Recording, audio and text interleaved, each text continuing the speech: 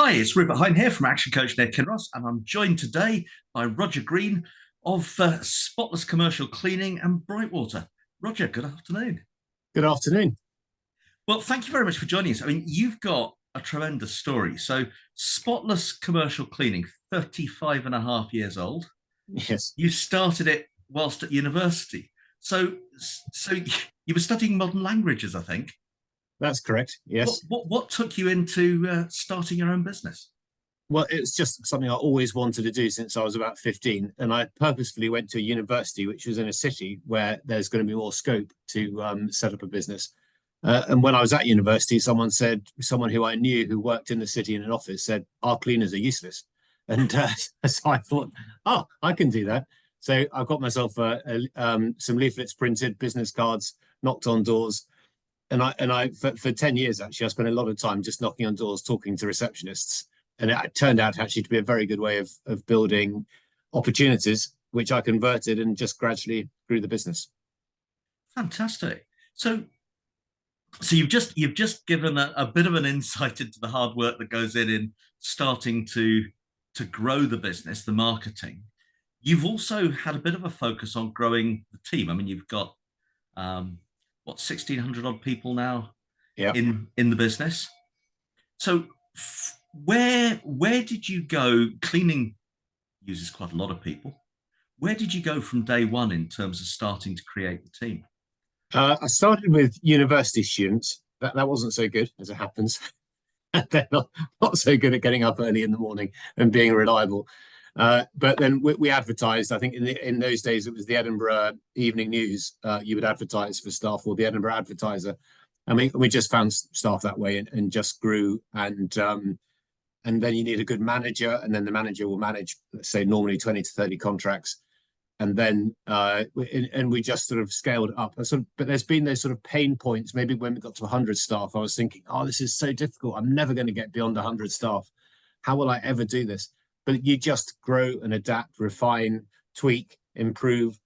And I'm a big fan of the whole Michael Gerber E-Myth, where it's all about the process, and the fun part is just making sure that you can improve the process the whole time and stick to that new improved process and communicate it to other people so everyone can adopt it. Yeah, absolutely. So when you're looking for staff, what are the key things you're looking for? For cleaning staff, specifically for cleaning staff, I'm looking for people who are stickers, who have worked for a cleaning company before for like 2 or 3 years. And if you see someone on something on their CV and they've worked for every cleaning company, you sort of think, okay, so they're going to last 4 weeks and then they're going to move on. In terms of managers and office staff, just looking for good, friendly, hardworking people who I feel I can trust and who will trust me. It's all about trust, building trust in a good workplace.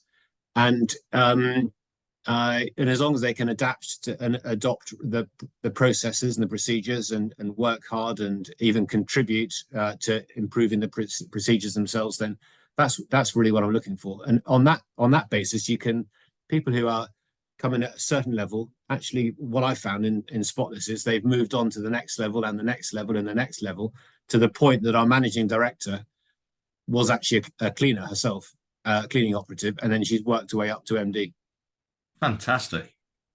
So so what have you done along the way to help develop the team? It's obviously working. Yeah, I suppose. Well, I've made a lot of mistakes, and that's really, really good. That's good because you can learn from them. What else have I done to really develop the team? I suppose I've given. I feel if you're reasonable and friendly, and you can build trust, and you can create a nice, fair environment, and working alongside people who are enjoyable to work with, you don't have to do much more than that. It's just those getting those basics right, and having. I like job descriptions. I like targets. I like KPIs. I like measuring as much as I possibly can, cash flows, everything. And so I don't like to leave too much to chance. I'm not a control freak, not at all. I'm quite the opposite. I'm quite liberal minded actually, but I just feel if you've got all those KPIs and expectations clearly recognized within everyone, people will just naturally respond well to it.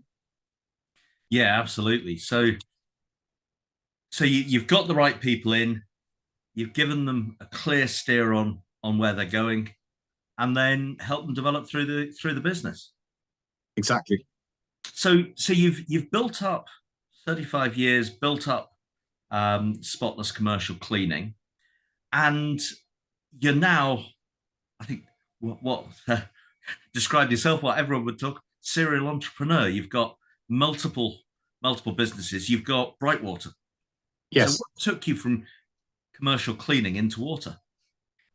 So I think it must have been about 2012. I left Spotless, having done it for, by that time, I don't know, 20 plus years, 25 years. And I just needed new conversations. I got a little bit stale with what I was doing. I needed a fresh impetus. I had someone very good who was running the business at the time. And I thought I can leave this to him. He can run it and I can do new things, because deep down, I'm an entrepreneur. I'm not a manager. And normally, quite often, entrepreneurs aren't terribly good at running businesses. They're good at being entrepreneurs, but that, I mean, for the three businesses I've got, the people who run them, honestly, are better than I could run them. They run them better than I could, because they've got the attention to detail, and I'm sort of thinking of the next new thing, and how about this spin-off, or I've met someone and I think there's an opportunity here to do something with them, and that really excites me. But actually, running a business, I find that quite frustrating. That's in that's a square shape in a circular hole for me. So I can't. I was able to free myself of Spotless, do another project. I was doing a thing called consultancy work, actually called Operation Cost Cut, which helping people save money on their overheads generally. You know, from fire extinguishers to dust control mats to hygiene units to anything to do with any office overhead.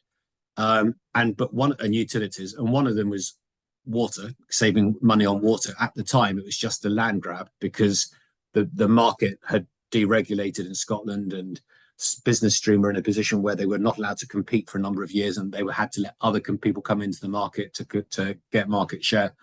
And so you could switch someone and normally save them £200-300 just with a signature. So it was so I just did a lot of that. Then I realized, actually, if I'm going to do that, I may as well just apply for a license to supply water myself from Scottish Water as a licensed provider, which I did, and that was Brightwater, and it's just grown steadily to about 8.5 million now turnover from that standing start in 2016.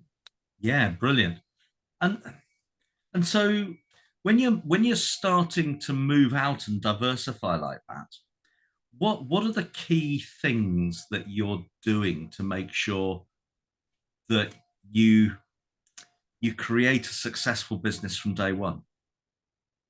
What are the key things? I suppose to have an idea that works, something that's going to make money, something that I enjoy, and something which I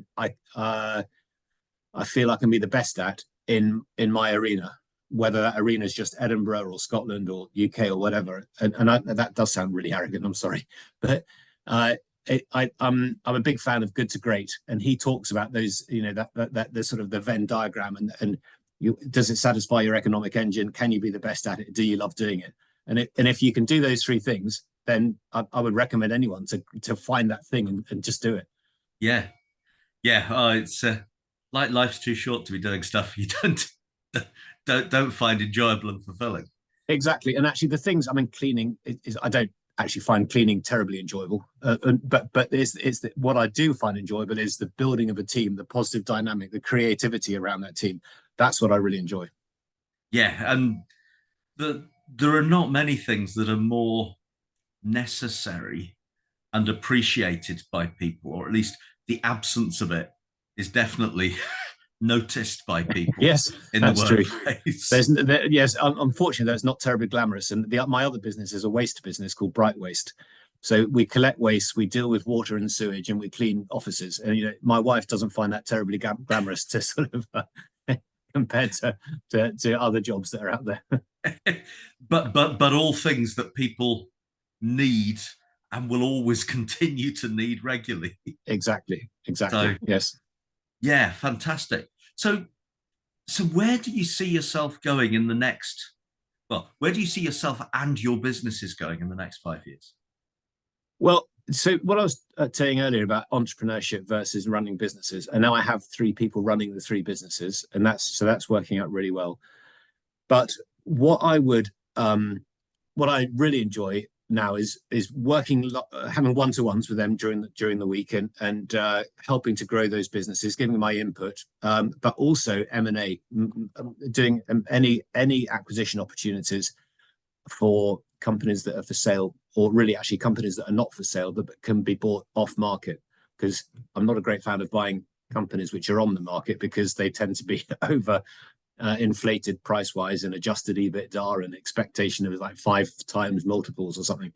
So, but I do enjoy speaking to business owners, seeing if they have an appetite to at some stage sell their company, and if it sort of fits in my sort of B2B model, then I'm happy to help them find an exit, and to find that exit, then that's brilliant. Absolutely. So, one of the things when I'm starting out with clients is thinking about how we create their business, how they create their business so it's ready to sell at some point in the future, whether they choose to or not. So what would be your top three things that you're looking for in a business that makes it attractive? It has to be in the right sector. So I mean, there are some things, anything which is to do with retail or hospitality, I probably wouldn't. It's not my. There are people who do very well in those sectors, but it's not sectors that I understand terribly well. So B2B, and with customers who I think have been there, who obviously have clearly been there for a long time and are likely to stay there, who are happy, and generally low risk style customers. What I'm looking for, if it's depending on the size of the business, the management team. If the management team is going to come across, that's always good. And I suppose the positive dynamic, or even if it's not a positive dynamic, if there's something there that's broken that I think I can fix, then that's a win-win as well. I'm not terribly fussy, actually, as long as it's a really good business and I feel I can work with it and help improve it. Yeah, no, well, that's three good things there. Making sure it's something you understand, making sure Yes, you've got a decent customer base, you've got a decent team yes, that are there to exactly. look after it. Fantastic. Well, it's been a fabulous conversation. If you were to leave people with just one piece of advice as they start out in their journeys in business, what would it be? As they start out in their journey, I think going back to that Venn diagram of do something you like and make it work for you financially, etc. That's really important. I would say make mistakes. Don't worry about making mistakes. It's always good. Use them as learn points. Use them as opportunities to learn for the future, because you are going to make. Everyone makes lots of mistakes. I would say measure as much as possible. Measure, have KPIs, have a plan for that year ahead. Just this is where you are now. This is where you want to where you want to get to in a year's time, and these are the 9 things that are going to help me get there. For example, that's a standard sort of thing I do. Managing cash flows really carefully, having a weekly managed cash flow. So just an Excel spreadsheet with opening balance, week ending, whatever, and then the closing balance that week, all your direct debits planned out, all your standing orders, all your supplier payments, your wages, your VAT, HMRC, everything in there, and your annual revenue that you expect to make. So that, and that to me is more important than P&L and balance sheet, because obviously you need cash. Without cash, you stop. you can sustain a couple of years profit losses potentially if you've got enough working capital in the business, but you've got to have the working capital in the business, and the cash flow will tell you that. So for all of my businesses, even for my own personal transactions, every week we do cash flows. I even do cash flows for other businesses as well, just to help illustrate the point of the direction they're going in. And if there's any tight spots, red spots coming up, and 8 months ahead, that if these things don't change beforehand, then in 8 months' time, there's going to be a minus 5,000 in there potentially. So, it's just a really good way of making sure that every transaction in the business counts, that you can see every transaction, and every transaction has an effect. And if you can map that out, and it's so easy. And if anyone listening to this wants to contact me on LinkedIn for advice on that, I'm really delighted to spend an hour or two with them, just to help plan it out, as I have done with one of Alan's clients, actually. Yeah. And it's just a really good way to know really what's going on in your business. Yeah, absolutely. No, it's Really good to hear. And thank you very much for that offer. Well, Roger, yeah, thank you so much for your time this afternoon. That's been really, really useful. Well, it's been a Um, pleasure, and thank you for inviting me. I've really enjoyed it. Thank you very much. Thank you. Cheerio.